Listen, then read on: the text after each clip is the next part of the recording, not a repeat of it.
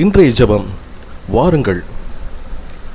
எனக்கு உதவி வரும் பர்வதங்களை நோக்கி என் கண்களை ஏறெடுக்கிறேன். என் உதவி வானத்தையும் பூமியையும் உண்டாக்கின கர்த்தரிடத்திலிருந்து வரும். சங்கீதம் 121:2. இந்த நாளில் நாம் சில நிமிடங்கள் உலகத்தின் சத்தத்திலிருந்து விலகி தேவனுடைய சந்நிதியில் அமைதியாக இருப்போம். உங்கள் மனதில் எத்தனை கேள்விகள் இருந்தாலும் பரவாயில்லை, எதிர்காலத்தை பற்றி பயம் இருந்தாலும் பரவாயில்லை, குடும்பத்தை பற்றி கவலை இருந்தாலும் பரவாயில்லை, பணப்பிரச்சனை இருந்தாலும் பரவாயில்லை, வேலை அல்லது தொழிலை பற்றி குழப்பம் இருந்தாலும் பரவாயில்லை. சில நேரங்களில் நம்மால் யாரிடமும் சொல்ல முடியாத பாரம் கூட இருக்கலாம். ஆனால் நம்மளுடைய தேவனிடம் மறைக்க வேண்டியதில்லை. அவர் நம் வார்த்தைகளை மட்டுமல்ல, நம் மௌனத்தையும் கேட்கிறவர். வாருங்கள், நம் இருதயத்தை திறந்து வைத்து ஜெபிப்போம். பரலோக தந்தையே, இந்த புதிய நாளுக்காக உமக்கு நன்றி. எங்கள் கண்களை திறந்து இந்த உலகத்தை மீண்டும் பார்க்க செய்வதற்காக நன்றி. நேற்றைய நாள் எப்படி இருந்தாலும் இன்றைய நாளை ஒரு புதிய வாய்ப்பாக கொடுத்ததற்கு நன்றி.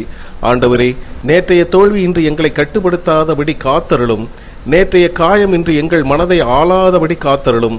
கடந்த காலத்தில் நடந்த தவறுகளிலிருந்து பாடம் கற்றுக்கொள்ளச் செய்து அதே தவறுகள் மீண்டும் செய்யாமல் இருக்க ஞானத்தை தாரும்.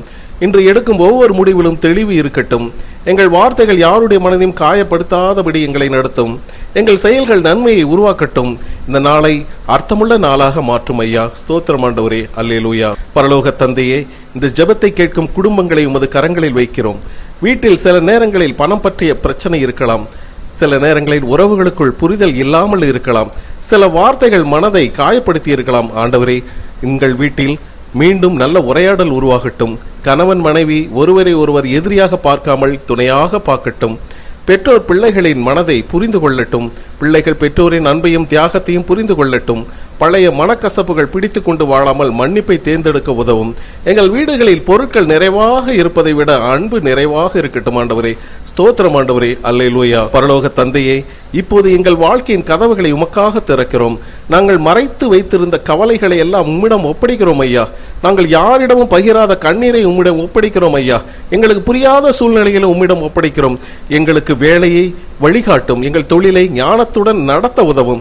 எங்கள் பொருளாதாரத்தை ஒழுங்குபடுத்தும் ஐயா. கடன் சுமையை சமாளிக்க அறிவியும் வாய்ப்பையும் தாருங்கள். குடும்ப உறவுகளை பாதுகாக்குங்கள். எங்கள் உடல்நலத்தை கவனிக்க வேண்டிய பொறுப்புணர்வை தாரும் ஐயா. எங்கள் மனதை நம்பிக்கையால் நிரப்பும். ஆண்டவரே, நாங்கள் விரும்பியபடி எல்லாம் நடக்கவில்லை என்றாலும் நல்லதை தேர்ந்தெடுக்கும் ஞானத்தை தாரும். எனவே இன்று பயத்தை விடுத்த நம்பிக்கையுடன் முன்னேறுகிறோம். இயேசு கிறிஸ்துவின் பரிசுத்த நாமத்தில் ஜெபிக்கிறோம். ஆமேன், ஆமேன், ஆமேன். ஸ்தோத்திரம் ஆண்டவரே. அல்லேலூயா.